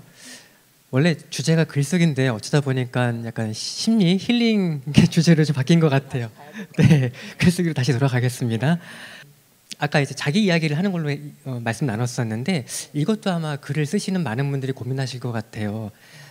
내 내부에 있는 것들을 글감으로 삼으라고 하면 이런 것도 글감이 될까? 라는 것도 고민이 있을 것 같고요. 글은 쓰고 싶은데 할 말이 없어요 라는 어떤 하소연도 있을 것 같아요. 그런 경우에는 어떻게 해야 할까요? 글감이라는 것은 진짜 신기한 게 내가 글감이라고 생각하지 않았던 것들 속에 오히려 재미있는 소재가 숨어 있을 수도 있더라고요. 그러니까 이런 것도 글이 될까라고 생각했던 그 무엇. 그런데 마음속에 왜 옹이졌다고 하잖아요. 뭔가 이렇게 그 부분만 생각하면 뭔가 좀 가슴이 답답하거나 아니면은 그것만 떠올리면 뭔가 여러 가지 생각들이 막 정말 회오리처럼 떠오르는 그런 소재들이 있어요. 그런 것은 누구에게나 있거든요. 그래서 그런 부분들을 여러분들이 하나 떠올려 보시면 좋을 것 같은데 뭐가 좋을까요? 그러니까 일단은 글감을 생각할 때 여러분들이 너무 대단한 글을 써야 된다는 욕심 때문에 시작하지 못하는 걸 수도 있어요. 오늘 강연 주제가 시작이 어려운 당신에게잖아요. 그래서 시작이 어려운 당신에게 제가 말씀드리고 싶은 것은 예를 들면 오늘 가장 후회스러웠던 순간 뭐 이런 식으로 작은 글감부터 시작해 보는 거예요. 오늘 있었던 일 중에 아까 그렇게 하지 말걸. 괜히 아니면 반대일 수 있죠. 그 말을 좀 할걸. 예. 이런 식으로 오늘 가장 후회스러웠던 순간에 대해서 A4 한 장 정도로 써보는 거예요. 그런 식으로 글쓰기 연습을, 그러니까 짧은 글쓰기 연습을 내가 나에게 일종의 작은 과제를 내주는 거죠. 그런데 자발적으로 이건 할 수 있어야 되기 때문에 너무 거창한 주제를 하면 오히려 끝까지 못 쓸 수가 있거든요. 그래서 시작이 어려운 당신에게이지만 끝까지 쓸 수 있도록 나를 또 응원해 줘야 되는 것이기도 하거든요. 그러려면은 소박하면서도 소중한 이야기를 써야 돼요. 예. 소박하고 작은 것 같지만 알고 보면 중요하고 나에게 의미가 있는 것에 대해서 글을 써야 되는 것인데 제가 자주 쓰는 그 글쓰기 소재 중에 하나가 블리스예요. 블리스는 나를 기쁘게 하는 것. 예. 그런데 그 블리스가 보통의 그냥 해피니스랑 좀 다른 것은 행복함은 이 해피니스라는 감정은 뭔가 객관적으로 봤을 때 좋은 일이 일어나야 느끼는 감정일 때가 많거든요. 그래서 이유가 있어야 행복해지는 것 같아요. 그런데 블리스는 남들이 볼 때는 아닐 수도 있거든요. 예. 그래서 제가 글을 쓰는 게 블리스라고 하면 사람들이 좀 황당해 하세요. 글 쓰는 게 뭐가 좋아요. 그렇게 힘들면서. 그래서 뭔가 힘들어 보이고 이건 나는 못할 것 같으니까 그건 블리스가 아닐 것 같아라고 생각하는 것 속에 저의 기쁨이 있더라고요. 그래서 첼로도 저는 제가 중간에 포기할 줄 알았어요. 너무 어려워서. 그런데 그 어려움이 오히려 저를 더 이렇게 오기도 생기게 만들고 어렵지만 그래도 함께 할 수 있다는 거. 첼로 선생님과 일주일에 한 번씩 이렇게 이중주를 하는데 그 순간이 너무 기다려지는 거예요. 잘하지도 못하면서. 그냥 블리스 중에 잘하는 것도 있고 못하는 것도 있거든요. 그런데 그냥 좋은 것도 있고요. 첼로처럼. 근데 글쓰기는 제 직업이니까 잘해야 되잖아요. 그러니까 저는 그래서 약간 구분을 해봐요. 대문자 블리스는 이렇게 직업처럼 아니면 내가 매일매일 해야 되는 것처럼 잘하면서도 좋아하는 것이고 소문자 블리스는 못해도 괜찮은 건 그냥 내가 좋아하기만 해도 되는 블리스라고 제 마음대로 한번 분류를 해봤어요. 그런데 행복한 사람들의 특징은 소문자 블리스가 되게 많더라고요. 좋아하는 것들이 되게 많고 이 사람은 기쁨을 느낄 수 있는 가능성이 되게 많은 거예요. 꽃도 좋아하고 뭐 동물도 좋아하고 그리고 거기에 정성을 쏟아야 돼요. 블리스는 그냥 내가 뭔가를 수동적으로 느끼는 기쁨이 아니라 내가 그것을 적극적으로 실현해야만 노력해야만 좋은 거거든요. 그러니까 꽃도 열심히 키워야 되고 동물도 열심히 키워야 되고 책도 열심히 읽어야 내가 그 과정에 온전히 참여해야만 느끼는 몰입의 기쁨이에요.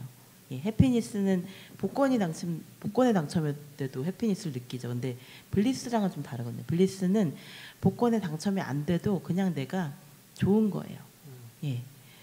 내가 좋으려면 내가 뭔가를 해야 되는데 그 행위 속에서 느끼는, 몰입 속에서 느끼는, 그러니까 시간 가는 줄 모른다고 하잖아요. 정말 좋은 걸 할 때 시간 가는 줄 모르는 기쁨. 아이들이 막 그 해변에서 막 뛰어놀면서 모래성을 지으면서 그 모래가 어차피 허물어질 걸 알잖아요. 알면서도 엄청나게 몰입하죠. 그런 기쁨인 거죠. 순수하고 해맑은 기쁨이라서 아무도 못 말리는 기쁨. 그래서 저는 그 블리스에 대해서 자주 써보는데 내가 최근에 블리스를 느낀 적이 언제였나 생각해보면서 그 블리스의 순간들을 써보는 거예요. 나를 기쁘게 해준 사람, 나를 기쁘게 해준 책, 나를 기쁘게 해준 그림, 이런 식으로 계속 작은 블리스들을 찾아보는 것이죠. 그래서 그런 것들이 저에게 끊임없이 뭔가 영감의 원천이 되어주는 글감 중에 하나고, 또 하나는 제가 자주 또 글쓰기 소재로 많이 선물 드리는 게 단어를 주는 거예요. 단어를 그냥 무작위로. 예를 들어서 뭐 딸기, 커피, 그리고 생수 뭐 이런 식으로 생각나는 단어를 아무거나 3개를 드릴 때도 있고, 그리고 그런 거는 좀 오히려 글쓰기가 어려워요. 완전 무작위적으로 랜덤하게 그 3가지 단어가 들어가게 써보는 거, 이거 상당히 어렵고요. 그거보다는 당신에게 소중한 3단어에 대해서 써보세요. 예, 이러면 굉장히 신나서 쓰시더라고요. 생각도 많이 하시고. 왜냐하면 나에게 중요한 3단어를 고르는 것 자체가 일단 생각을 해야 되거든요. 고민을 많이 해야 되거든요. 그래서 나에게 소중한 3단어가 뭐지? 저에게는 사랑, 혁명, 우정, 이런 것들이거든요. 거창하게 봤을 때는.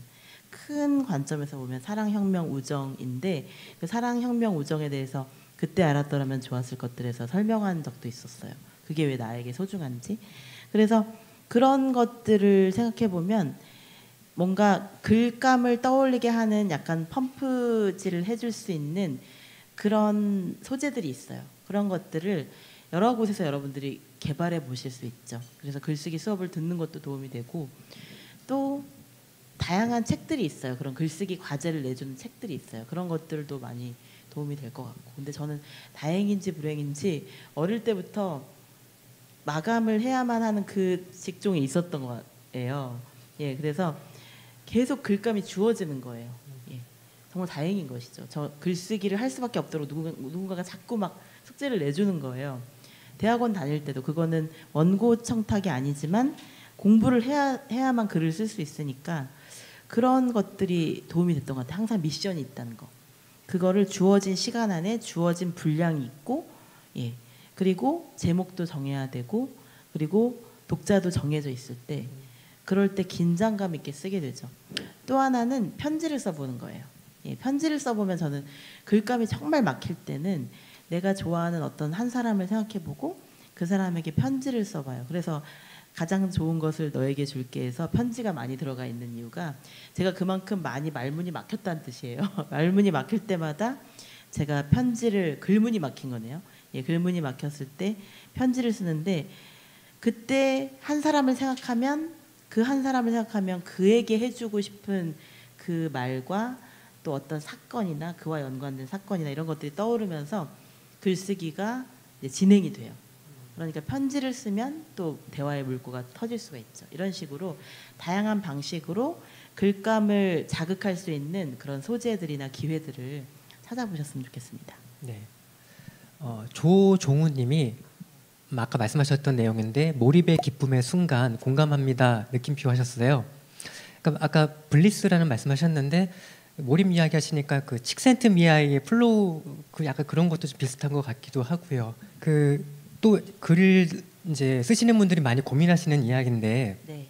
저도 대학 다닐 때 이런 내용을 배워보진 못했거든요. 그 보면은 그 많은 작법서들을 보면은 뭐 로그라인을 작성을 해야 된다. 좋은 글을 탄탄한 구성을 쓰려면 개요를 잘 짜야 한다.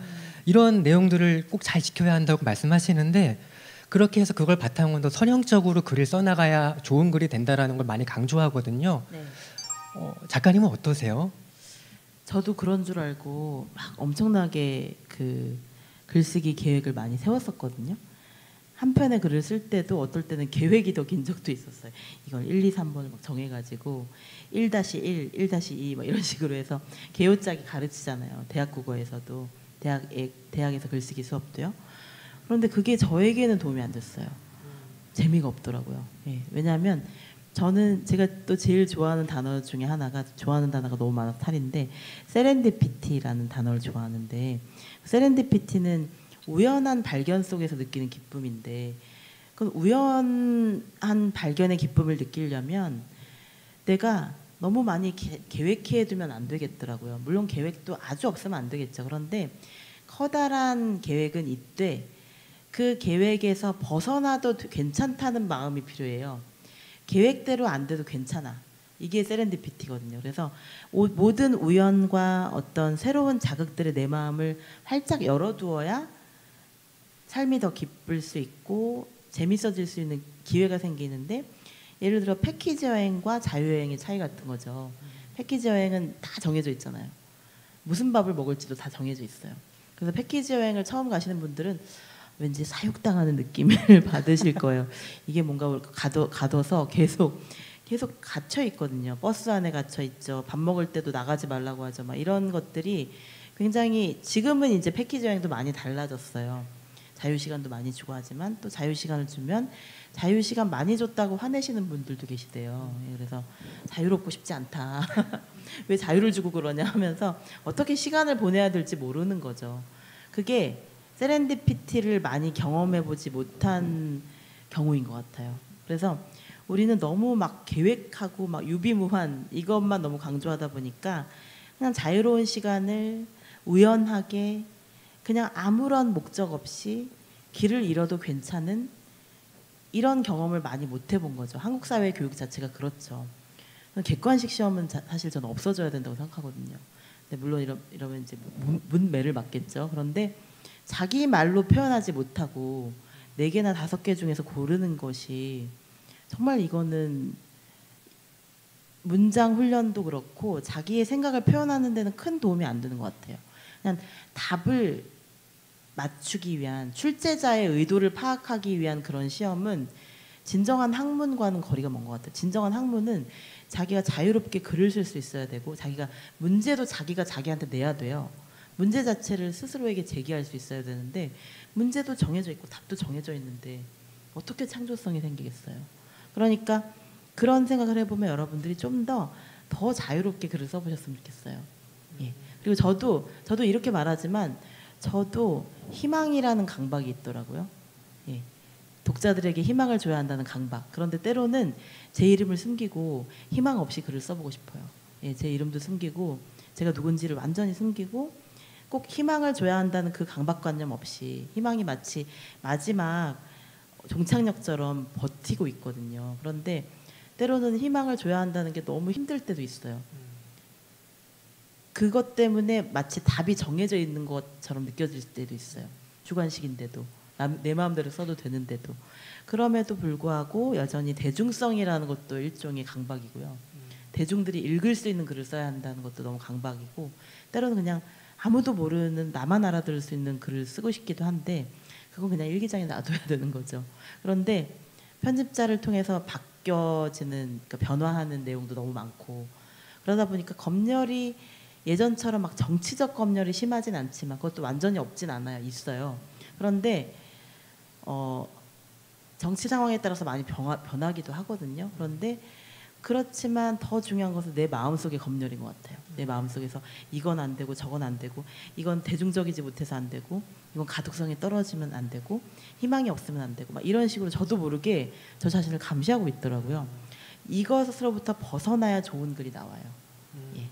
이것으로부터 저도 더 많이 벗어났으면 좋겠고 저도 더 많이 자유로워졌으면 좋겠어요. 그러려면은 수영도처럼 막 모든 것을 그려놓고 다 계획을 해놓고 세렌디피티를 그 우연한 발견의 기쁨을 못 느끼는 글쓰기보다는 여러분들이 얼마든지 틀려도 되니까 틀린 것은 없으니까 글쓰기에서 얼마든지 더 나가도 되니까 자기를 끝까지 밀어붙이는 그런 자유로운 글쓰기를 해보셨으면 좋겠습니다.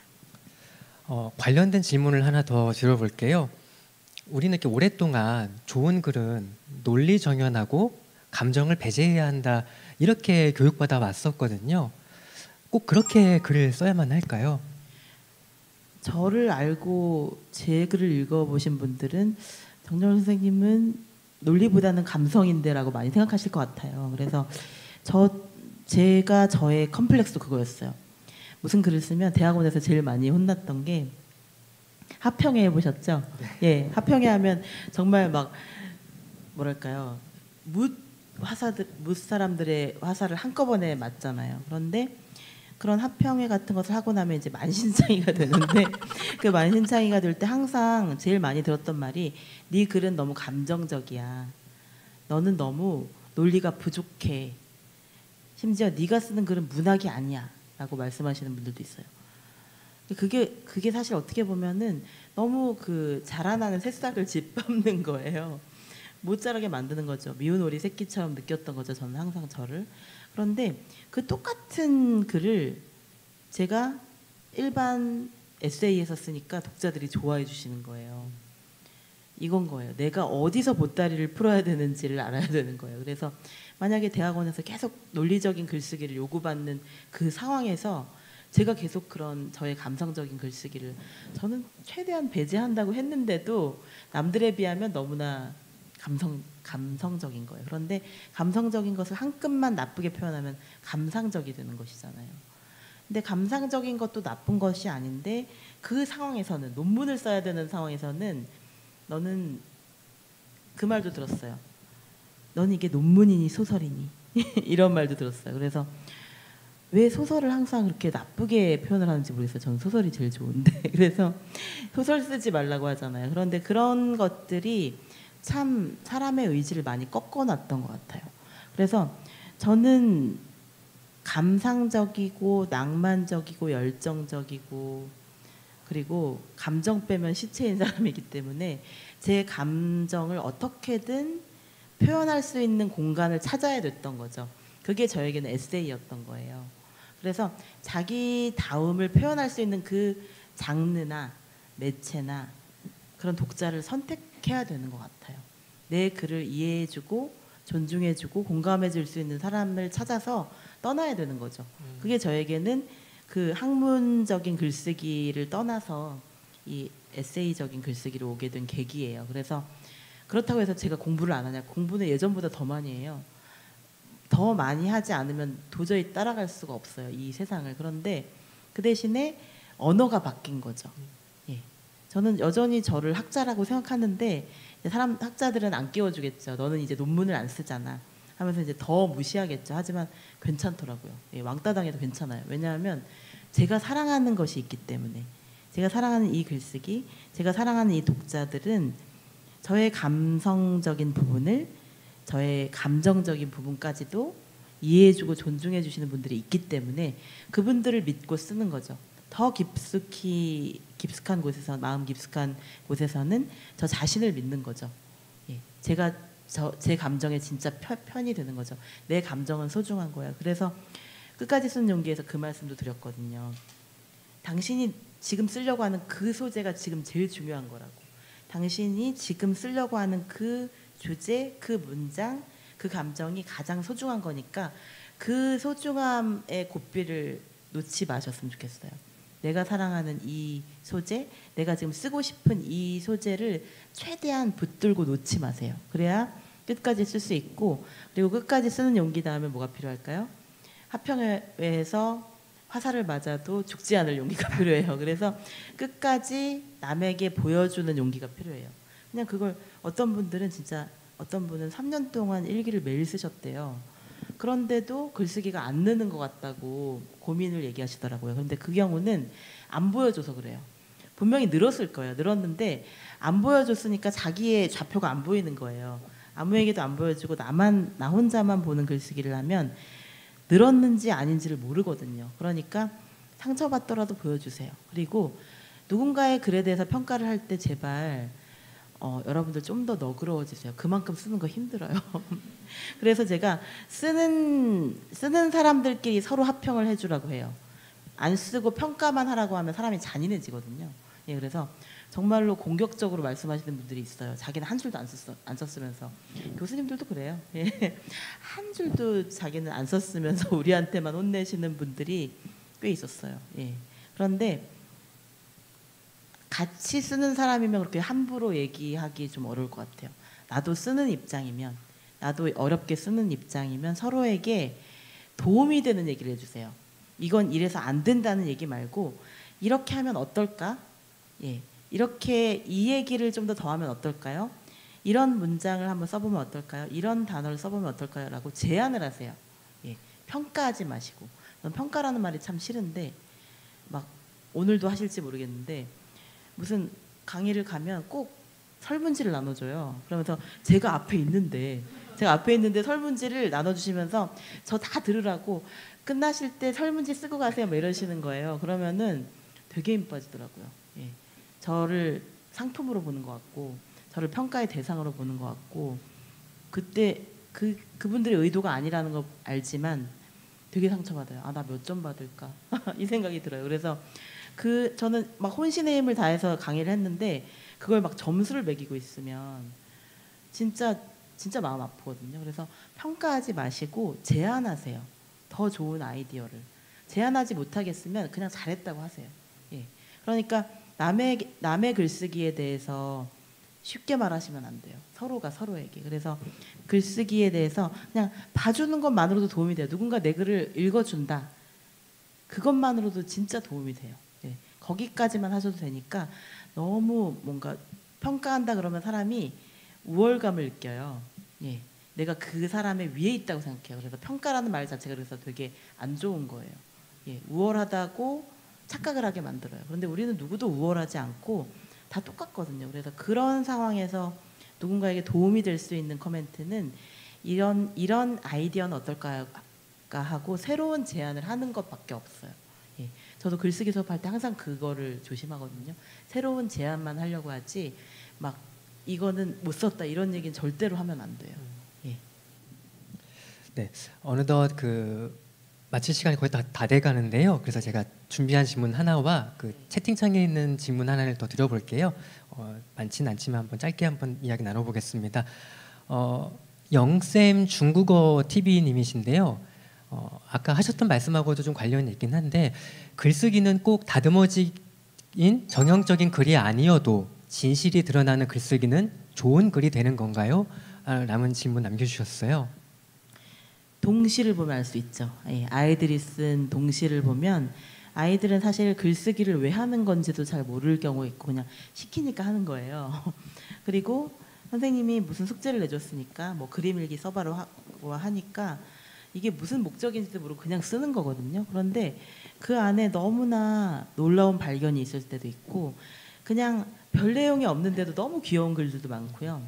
그래서 저는 막 머리가 복잡하고 막 글이 안 풀리고 이럴 때는 동시 같은 걸 많이 찾아봐요. 어른이 쓴 동시도 좋지만 아이들이 쓴 그림 일기나 동시 같은 걸 찾아보면 아무런 정형화된 이런 틀이 없는데 너무나 좋은 눈을 갖고 있는 거예요. 예. 어른들은 손을 갖고 있죠. 어른들은 아주 고도로 훈련된 이 기술을 갖고 있죠. 그런데 잃어버린 동심이 있는 거죠. 그게 바로 내면아이고 그 내면아이의 잠재력을 끌어내는 글쓰기를 어른들도 한번 동시를 써보면 참 좋은 것 같아요. 동시 쓰기 되게 어렵더라고요. 동시를 쓴다는 것은 내가 다시 그 시절로 돌아가서 그 아이의 눈빛으로 뭔가 모르는 상황으로 돌아가야 되는 것인데 그게 오죽하면 피카소도 그런 말을 했대요. 피카소도 나는 벨라스케스처럼 그리는 데는 15살 때 이미 벨라스케스처럼 그렸다는 거예요. 잘난 척을 하는 거죠. 피카소는 잘났으니까. 그런데 피카소가 그렇게 뛰어난 기교를 얻는 데는 오래 걸리지 않았지만 반대로 입체파의 그림을 보면 어린아이가 그린 것 같잖아요.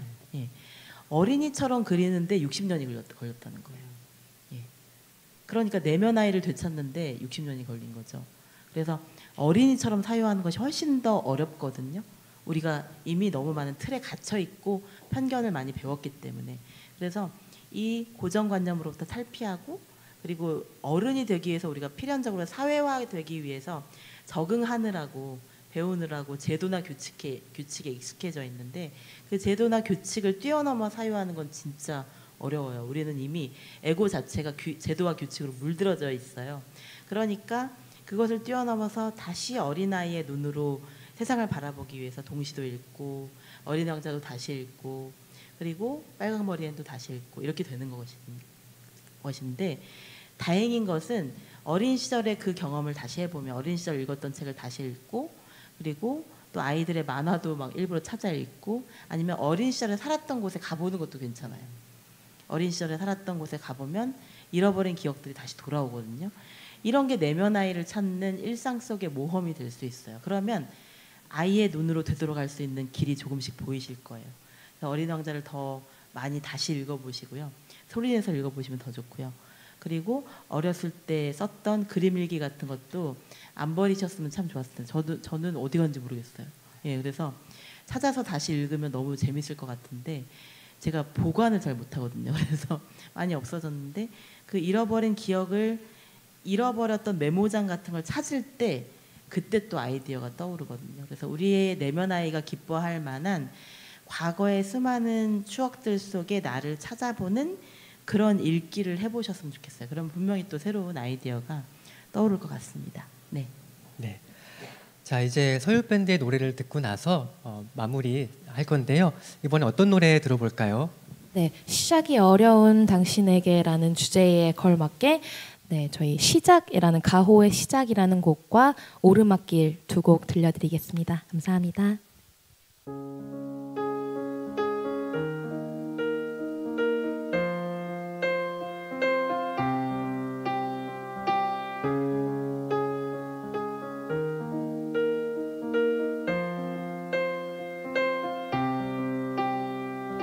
새로운 시작은 늘 설레게 하지 모든 걸 이겨낼 것처럼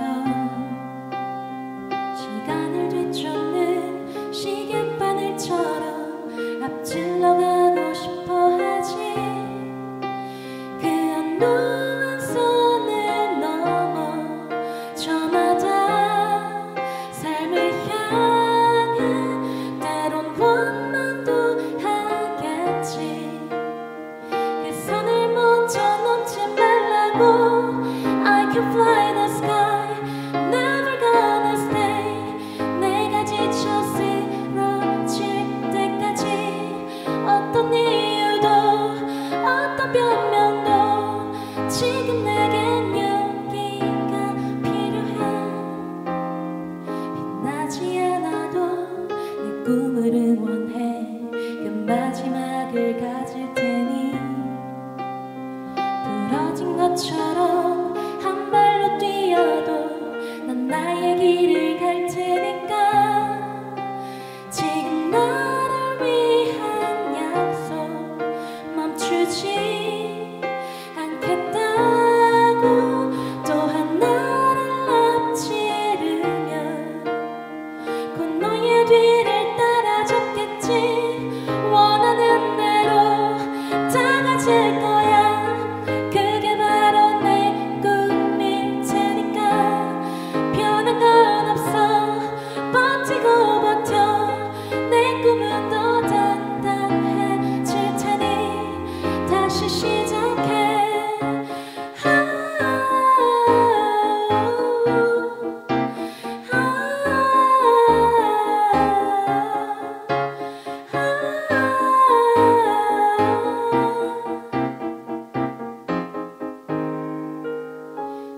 다시는 너를 잃고 싶지 않아 내 전부를 걸어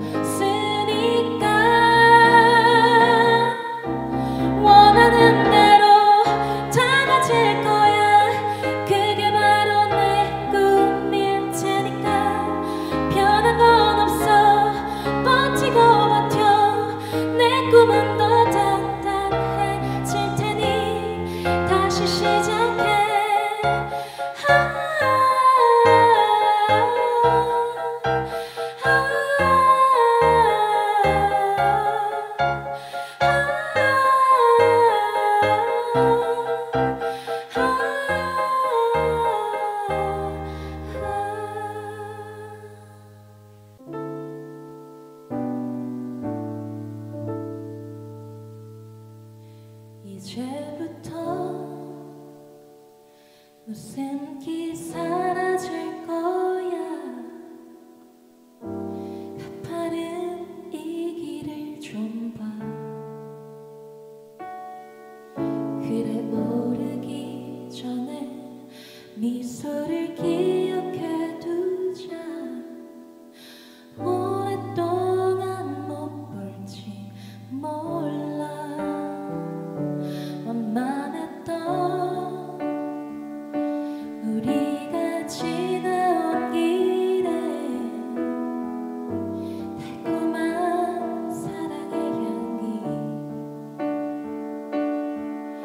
이제 끈적이는 땀 거칠게 내쉬는 숨이 우리 유일한 대화일지 몰라. 한 걸음 이제 한 걸음일 뿐. 아득한 저 끝은 보지 마. 평온했던 길처럼 계속 나를 바라봐줘. 그러면 견디겠어. 사랑의 이 길 함께 가는 그대여. 굳이 고된 나를 택한 그대여. 가끔 바람이 불 때만 저 먼 풍경을 바라봐. 올라온 만큼 아름다운 우리 길 기억해. 혹시 우리 손 놓쳐도 절대 당황하고 헤매지 마요. 더 이상 오를 것 없는 그곳은 넓지 않아서 우린 결국엔 만나 오른다면.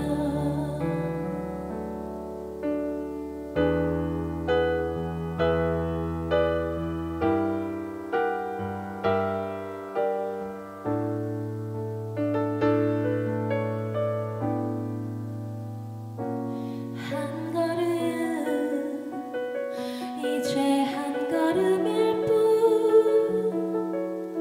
아득한 저 끝은 보지 마. 평온했던 길처럼 계속 나를 바라봐줘. 그러면 견디겠어.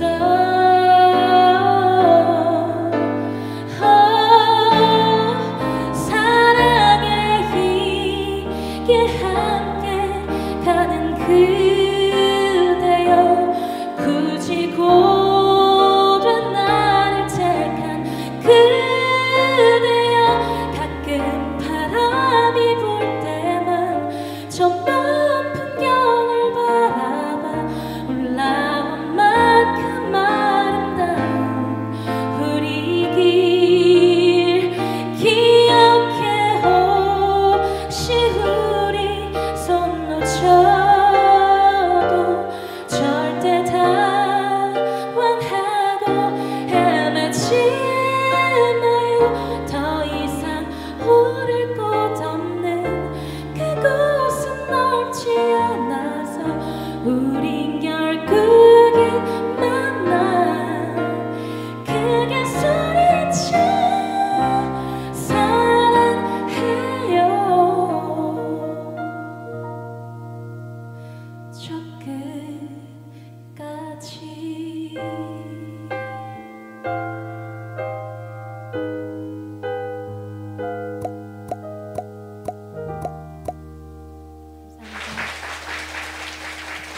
네, 마치기 전 마지막 질문입니다. 장르마다 조금씩 다를 것 같기는 한데요. 에세이스트의 자질은 무엇이라고 생각하세요? 예, 에세이의 그 어원 속에 새로운 실험이라는 뜻이 들어있다고 하더라고요. 그러니까 지금의 에세이 시장은 이제 너무 에세이의 폭이 넓어져서 실용서도 에세이로 넣으시는 경우도 많은데 저는 에세이도 문학이라고 생각하거든요. 원래부터 문학이었고 그래서 그 문학적인 글쓰기 중에서 시와 소설이 아닌 것은 대부분 에세이가 될 수 있어요. 그런데 또 이렇게 하다 보면은 뭐 그러면 어디서부터 어디까지가 에세이인가 헷갈릴 수도 있지만 저는 새로운 감성의 실험을 할 수 있는 것 그리고 이것이 글이 될까 아닐까 시와 소설로 표현할 수 없는 것 물론 시를 쓰시는 분이나 소설가 선생님들은 무슨 소리냐 다 표현할 수 있다라고 생각하실 수 있는데 픽션이 아닌 것 예. 허구적인 이야기가 아니면서 그리고 은유와 상징이 없어도 예. 시 같은 경우에는 압축적으로 표현해야 되잖아요. 그런데 에세이는 풀어쓰는 또 맛이 있잖아요. 그런 소설처럼 허구의 인물이 없어도 되고 그리고 시처럼 뭔가 복잡한 어떤 언어적인 기교가 없어도 되고 누구나 쓸 수 있을 것 같지만 사실은 정말 좋은 에세이를 서점에서 찾아보려고 하면 생각보다 많지는 않더라고요. 예, 그래서 여전히 지금 많은 사람들은 에세이를 쓰고 싶어 하지만 그 에세이의 빛깔이 다 좀 다른 것 같아요. 그런데 저는 그래도 문학이라는 점을 잊지 말았으면 좋겠어요. 문학이라는 것은 저도 문학에서 시작했고 그리고 한국의 교과서들은 문학 교과서들은 좀 이상한 게 에세이를 비문학이라고 표현하시는 분들이 많더라고요. 그래서 제 글도 비문학으로 어디 예문에 들어가 있어요. 교과서랑 참고서 같은데. 그래서 교과서나 참고서에 넣어주신 거는 참 좋지만 비문학으로 들어가 있으니까 슬프더라고요. 그래서 저는 항상 평생 문학밖에 안 했는데 에세이라는 이유로 비문학으로 분류된 것은 조금 서운하더라고요. 그런데 어쨌든 저에게는 글쓰기는 특히 에세이는 이야기를 펼쳐내는 방식인 것 같아요. 근데 그 이야기가 소설이나 시와 다르게 나의 이야기 그리고 우리 평범한 일상 속에서 일어난 이야기이기도 하고 그리고 특별한 일이 안 일어난 것 같은데 내 마음속에는 거의 막 지진처럼 대단한 일일 수도 있잖아요. 그런 게 저는 에세이의 영역인 것 같아요. 누군가 특별하다고 평가하지 않아도 그냥 나에게 소중하고 나에게 특별한 것인데 그걸 에세이로 표현하면 사람들도 그 소중함에 공감해 주시는 것 같아요. 예. 그게 저에게는 그래서 에세이는 저에게는 여전히 제일 재밌는 장르예요. 끊임없이 편지도 에세이죠. 일기도 에세이죠. 그리고 뭐 다큐도 크게 보면 에세이에 포함될 수 있고 그리고 때로는 제가 약간은 소설에 가까운 글을 쓸 때도 있는 것 같아요. 근데 그건 이제 차마 발표하지 못하고 노트북에 조용히 묻어놓지만 그런 것들 때로는 전기를 쓰고 싶기도 하고 또 정말 소설 같은 글을 써보고 싶기도 한데 어떻게 될지 모르는 것이 에세이의 매력인 것 같아요. 예, 무엇이라고 딱 규정할 수 없지만 사실 문학평론도 크게 보면 에세이예요. 그러니까 저는 문학평론에서 시작했고 리뷰나 서평 같은 것에서 시작했지만 지금은 저의 이야기를 많이 쓰고 있잖아요. 근데 제가 결정적으로 내가 에세이스트가 되고 싶어 한 거였구나 라는 것을 깨달은 게 그때 알았더라면 좋았을 것들이었어요. 그래서 제가 끝까지 쓴 용기에서도 설명을 드렸는데 그 책을 쓸 때 내가 문학평론가에서 에세이스트로 변신하고 싶어 하는구나라는 것을 자기 인식을 한 거예요. 예. 그 이유는 문학평론도 역시 론이 들어가 있기 때문에 그 논리로부터 벗어나기가 되게 힘들고 또 하나는 다른 사람의 글이 있어야 되잖아요. 다른 사람에 대한 글 이런 걸 메타적인 글쓰기라고 하잖아요. 무엇에 대한 글쓰기니까. 그래서 무엇에 대한 글쓰기가 아니라 그냥 나의 이야기 그냥 내가 살아가는 이야기 속에서도 얼마든지 무궁무진한 글쓰기의 글감이 있다는 것이 에세이의 매력인 것 같아요. 그리고 얼마든지 자유로운 문체를 쓸 수 있다는 거. 그래서 저도 일부러 좀 실험을 해봐요. 때로는 되게 딱딱한 문체로도 한번 써보고 싶고 때로는 막 감성이 폭발하는 그런 글쓰기도 써보고 싶고 때로는 내가 배운 모든 것들을 내려놓고 아주 원초적인 감성에 대해서 아주 야생적인 글쓰기를 해보고 싶을 때도 있거든요. 근데 여전히 그 실험의 영역은 많이 남아있는 것 같아요. 이렇게 많은 글쓰기를 했음에도 불구하고. 그래서 여러분의 새로운 실험의 여러분에게 새로운 실험을 하게 만드는 모든 글감이 에세이의 소재가 될 수 있고, 그래서 에세이스트에서 되게 가장 필요한 것은 열정과 호기심, 그리고 모든 것에서 어떤 이야기를 발견해내는 힘인 것 같아요. 예. 정말 아주 작은 뭐 물병 하나에서도 요새 보면은 이렇게 라벨이 없는 무라벨 이 용기가 되게 많잖아요. 이렇게 되기까지 정말로 많은 물의 역사가 있었던 거죠. 제가 어렸을 때는 물을 안 사 먹었거든요. 물을 다 집에서 끓여 먹었는데 지금은 물을 사는 것에 대해서 당연히 여기잖아요, 사람들이. 근데 물을 사는데 생수병도 계속 바뀌었잖아요. 이 생수병의 역사, 물의 역사에 대해서 써봐도 재밌는 소재가 되겠죠. 그리고 도시락의 역사도 재밌을 것 같아요. 예, 도시락이 어떻게 변천해 왔는지. 지금은 편의점에서 도시락을 제일 많이 사 먹지만 이 도시락을 저희 엄마 세대 같은 경우에는 하루에 막 6개씩 싸신 분들이 있거든요. 많거든요, 심지어. 그래서 그런 것들을 생각하면 정말로 많은 그 노동이라는 것 자체가 많이 변했어요. 그리고 점점 더 또 할 얘기가 많아지는 것 중에 하나는 그림자 노동이라는 소재도 있어요. 그림자 노동은 분명히 노동인데 돈을 하나도 못 받거나 거의 못 받는, 예, 대표적으로 가사 노동이 그렇죠.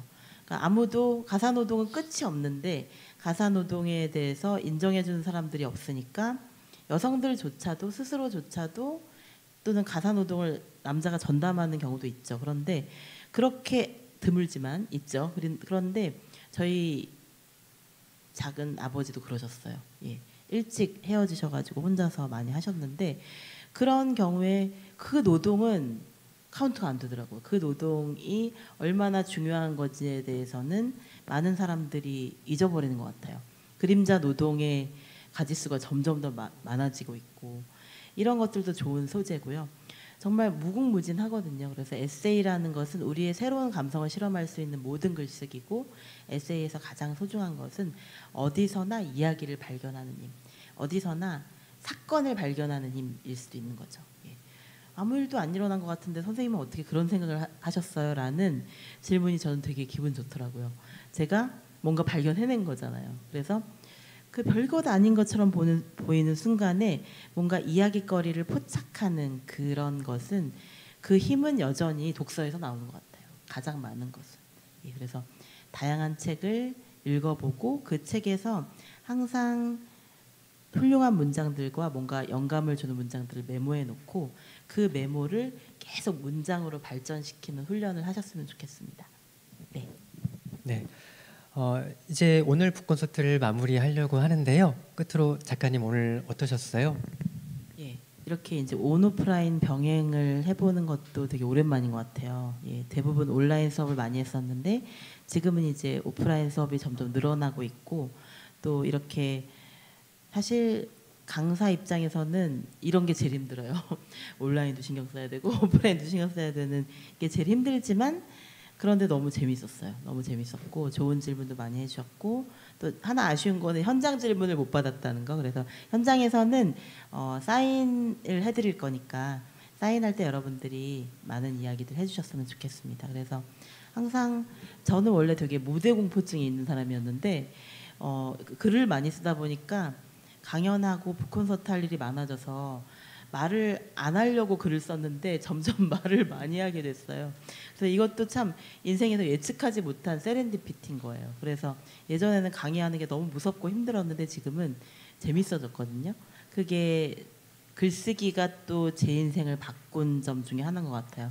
말하기에 대한 공포, 무대 공포증을 어쩔 수 없이 극복하지 않으면 살아남을 수가 없으니까 어떻게든 극복을 한 것 같거든요. 그래서 여러분들이 지금 마음을 힘들게 하는 어떤 것들이 당연히 있을 거예요. 그런데 바로 그 그림자가, 바로 그 상처가 여러분들의 가장 중요한 성장의 기회가 될 수도 있다는 것을 잊지 마시고 언젠가는 극복이 돼요. 예, 근데 극복이 된다기보다는 내가 극복을 하는 거죠. 예, 그 극복을 하는데 읽고 쓰는 것이 정말로 진정으로 저에게는 도움이 되었다는 것. 글쓰기는 내성적인 사람의 패자부활전이라는 것을 잊지 마셨으면 좋겠습니다. 끝까지 쓰시고 또 끝까지 남들에게 많이 용감하게 보여주셨으면 좋겠습니다. 감사합니다. 네, 감사합니다.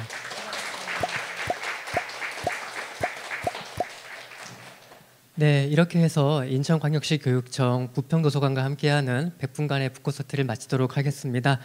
정여울 작가님 다시 한번 고맙습니다. 감사합니다. 네. 관객 여러분, 그리고 화면으로 끝까지 함께해 주신 독자 여러분, 다시 한번 감사 인사드립니다. 여러분들 평안한 밤 보내시고요. 저희는 물러가도록 하겠습니다. 감사합니다.